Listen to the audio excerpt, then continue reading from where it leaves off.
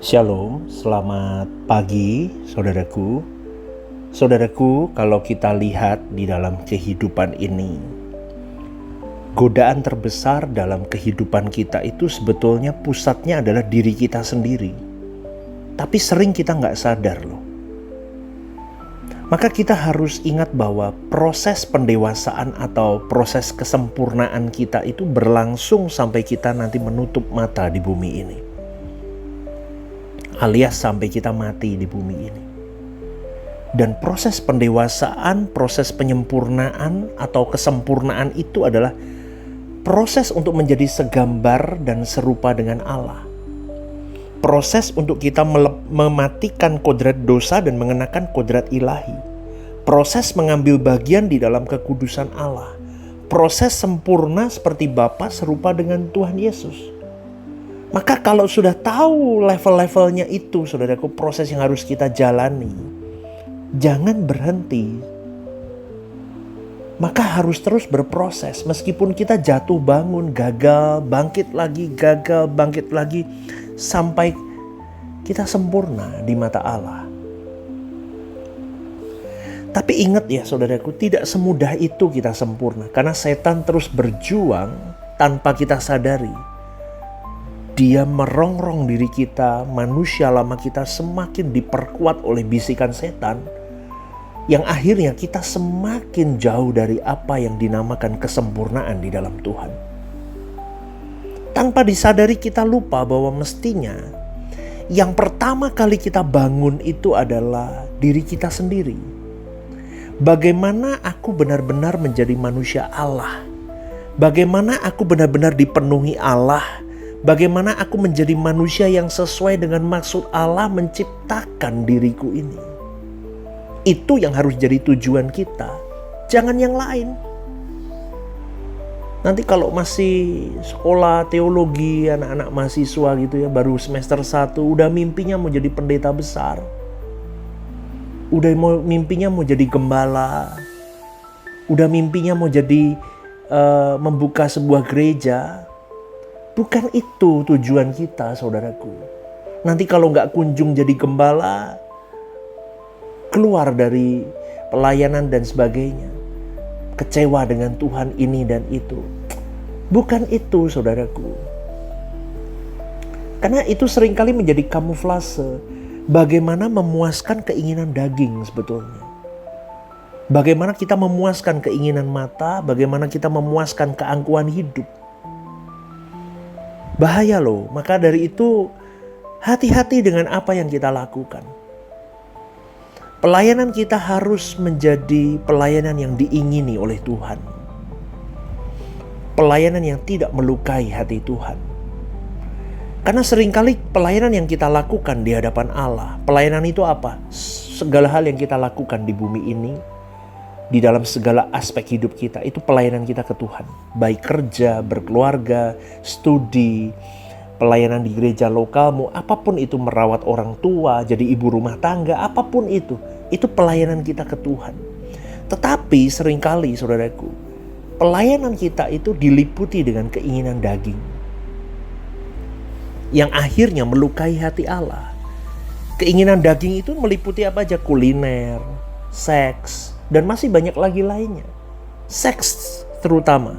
Ini tentu akan memiliki sanksi sosial yang besar. Maka dihindari. Bisa. Keinginan mata itu mengingini milik atau barang milik orang lain.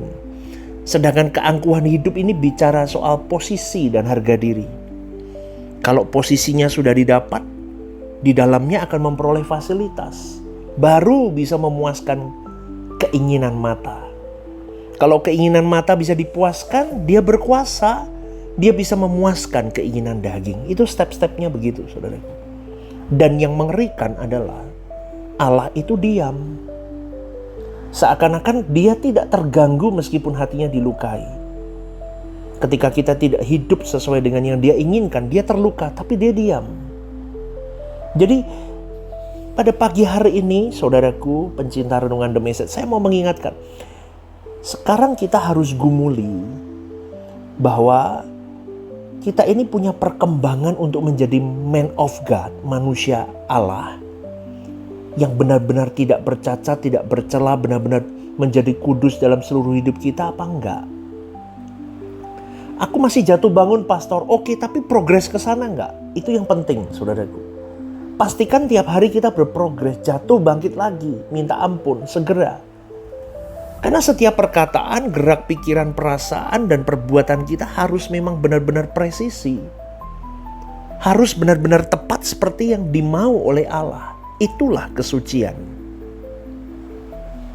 Kesucian bukan hanya keadaan tidak bersalah atau keadaan dalam ketidakbersalahan. Bukan itu, tetapi di dalam kekristenan kesucian itu adalah bagaimana tindakan kita untuk berjuang meskipun sering kali kita masih jatuh, saudaraku. Tapi kita segera merangkak naik. Hati kita minta ampun, meratap seperti Daud meratap kepada Elohim Yahweh. Tuhan membawa kita kepada persoalan demi persoalan, pergumulan demi pergumulan. Pergumulan itu bukan cuma masalah yang kita hadapi loh. Tapi pergumulan itu bagaimana kita mematikan daging kita. Itu pergumulan loh, saudaraku. Itu yang membuat Tuhan suka dengan apa yang kita ambil dalam keputusan kita. Kita berjuang, kita berkorban, kita melakukan sesuatu. Dan yang kita lakukan itu presisi. Itu yang buat Tuhan tersenyum. Meskipun kadang kita masih gagal. Saya kembalikan kalimat ini berkali-kali. Gak bisa itu dengan cara mudah cepat, gak bisa. Kita mesti masih ada gagalnya. Tapi jangan merasa tertawan dengan gagal itu.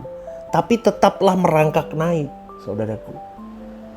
Karena pada waktu kita dalam keadaan lemah, titik terendah, respon kita bagaimana? Lah itu yang tadi saya katakan, ketika kita jatuh lagi dalam dosa, segeralah respon kita apa? Minta ampun, merangkak naik. Dan jangan jatuh di hal yang sama lagi.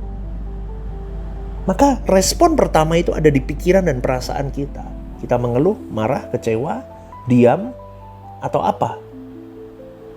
Maka saudaraku, berjuanglah. Saya katakan ini tidak mudah, tapi apa ya? Bertarunglah di situ. Saya juga bertarung kok, saudaraku. Ya, kalau godaan itu datang dan tidak ada orang melihat dan kita tetap stay on track-nya Tuhan, Tuhan melihat kita dengan senyuman, saudaraku.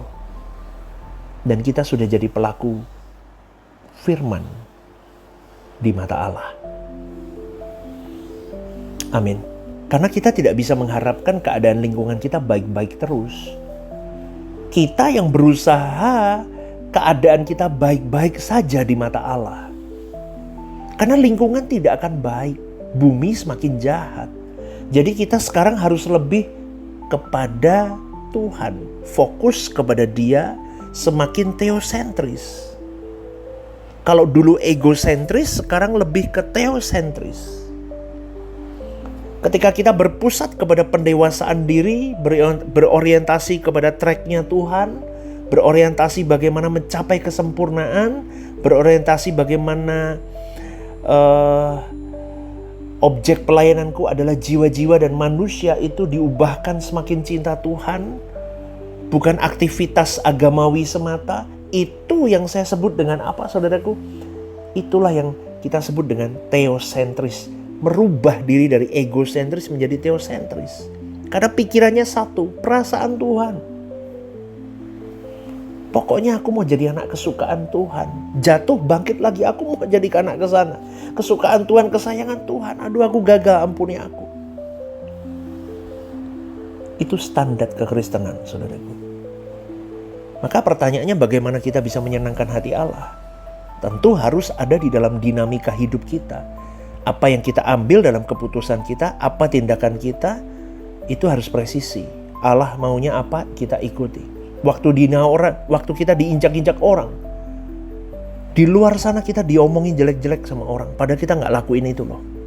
Difitnah macam-macam, ceritanya dibuat-buat nggak karu-karuan. Responmu apa? Coba. Nah itu yang mau saya katakan. Itu seseorang yang akan terlihat dia egosentris atau teosentris. Sebaliknya, waktu kita dihormati orang, disanjung orang, respon kita bagaimana? Kelihatan, saudaraku, egosentris atau teosentris? Waktu punya duit banyak nih, bantu pekerjaan Tuhan, dikecewakan nih sama pemimpin gereja mungkin. Seorang pengusaha punya duit banyak nih misalnya, dikecewakan. Apa respon pengusaha itu? Egosentris atau teosentris? Itu kelihatan seorang hamba Tuhan. Ketika dihormati banyak jemaat, kelihatan responnya, egosentris atau teosentris. Ketika duduk di meja makan, pada waktu ngobrol di meja kafe, minum kopi, ketemu teman-teman, setiap ucapan yang keluar kelihatan ini egosentris atau teosentris. Jelas kok saudaraku. Jadi melalui renungan ini kita bukan orang-orang yang sudah perfect, belum. Tetapi kita mau berjuang untuk kembalikan cara pandang kita yang dulunya egosentris menjadi teosentris.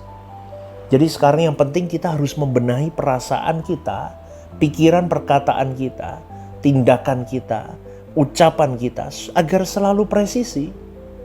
Udah deh, gak usah ribet dengan omongan orang. Biar mereka mau ngoceh apapun, kalau kamu tetap benar di mata Tuhan, benar. Nanti pengadilan Tuhan ada kok, saudaraku. Lah, itu perasaanmu bagaimana? Jangan terganggu. Pikiranmu bagaimana? Jangan terganggu. Perkataanmu jangan mengumpat orang-orang begitu. Tindakanmu juga. Ketika uangmu diambil orang dekatmu. Kalau bahasa Cinanya diciak sama orang. Responmu gimana?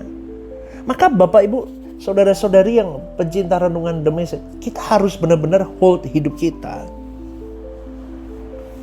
Orang Kristen itu tidak boleh meleset. Harus tepat. Meskipun seringkali masih meleset. Meskipun seringkali masih belum tepat. Saya juga sama.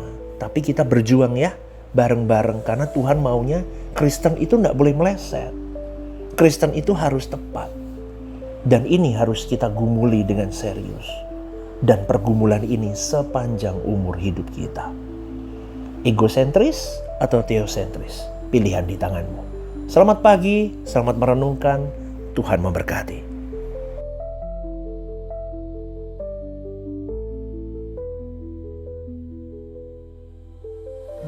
Ibadah Suara Kebenaran setiap hari Rabu jam 6:30 malam di Gereja Sentral di Mall Lantai UG.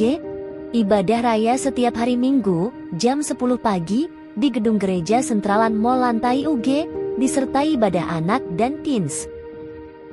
Home Usia Indah setiap Jumat Minggu kedua jam 5:30 sore di Gedung Gereja. Ajak rekan dan saudara Anda untuk bergabung bersama kami.